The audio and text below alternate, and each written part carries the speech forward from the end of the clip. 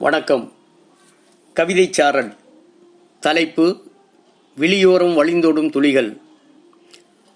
விருட்சத்தை கருத்தரித்த விதை போல கருப்பைக்குள் வைத்தென்னை காத்தவளே, சிப்பிக்குள் முத்தாய் வளர்த்தவளே, ஒப்பில்லா தாயே, ஒருபோதும் மறவேன் நான்.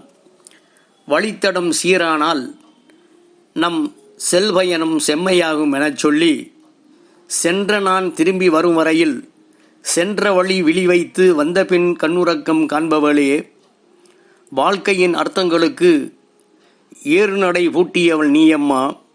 என் வளமையின் எழுச்சிக்கு வார்த்தையால் வித்திட்டவள் நீதானம்மா.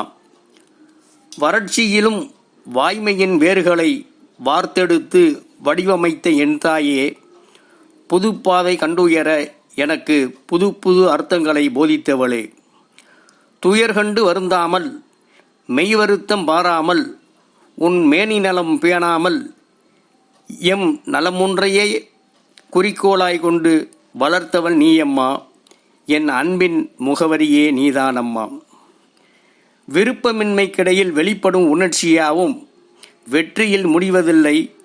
விரும்பி ஏற்றிடும் செயல்களின் முடிவில் தோல்விகள் ஜெயிப்பதில்லை. வாழ்வியல் தத்துவத்தை நீயும் ஒப்பனையின்றி செப்பி வைத்தியவளே, உன் முந்தைய நாட்களை நான் எண்ணிடும்போது என் விழியோரம் வழிந்தோடும் துளிகளை விவரிக்க வார்த்தைகள் இல்லையம்மா. புலவர் அப்துல் நாசர், வைகை தென்றல், மதுரை. நன்றி, வணக்கம்.